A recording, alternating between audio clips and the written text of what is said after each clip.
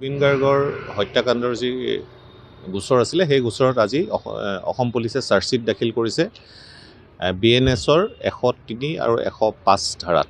103 যিটো ধাৰা সেইটো আগৰ পূৰ্বৰ 302 IPC আৰু 105 304।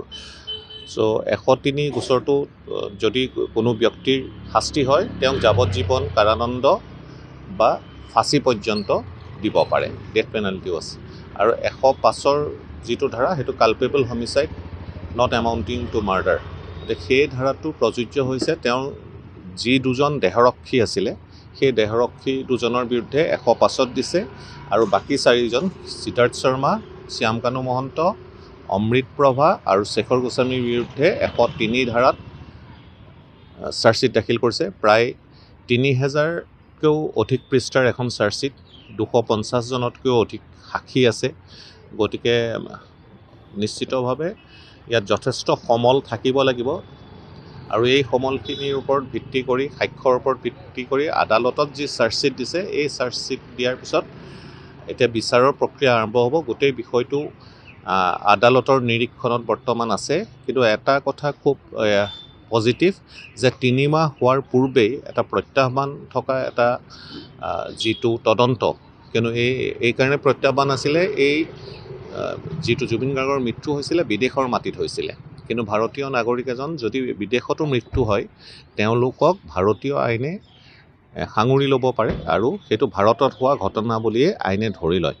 তাৰোপৰি চেণ্ট্ৰেল গভৰ্ণমেণ্টৰ চেংচন লাগে গৃহ মন্ত্ৰালয়ৰ চাৰ্জশ্বীট দিয়াৰ আগতে, সেই চেংচনো লোৱা হৈছে। আগন্তুক দিনত এই কথাটো পৰিষ্কাৰ হ'ব, কি সাক্ষ্য আছে, কি সাক্ষ্যত কেনেকুৱা ধৰণৰ সমল আছে, এই কথাবিলাক আদালতৰ মজিয়াত পৰিষ্কাৰ হ'ব।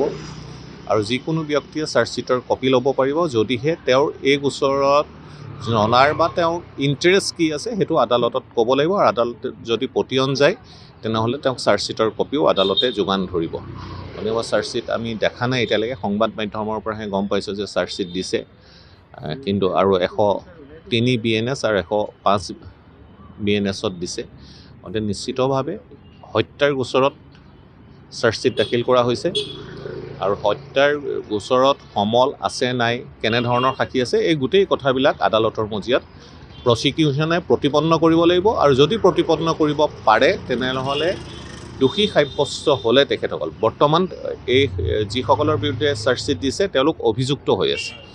আৰু দোষী তেতিয়াই হ'ব যেতিয়া আদালতে দোষী বুলি ক'ব। আদালতে দোষী বুলি যদি কয় তেওঁলোকৰ এই 4জনৰ ক্ষেত্ৰত ফাঁচি পৰ্যন্ত বা যাৱজ্জীৱন কাৰাদণ্ড হ'ব পাৰে। সময়ৰ খবৰ সময়ত পাবলৈ ফ'ল' কৰক টাইম অফ আছাম।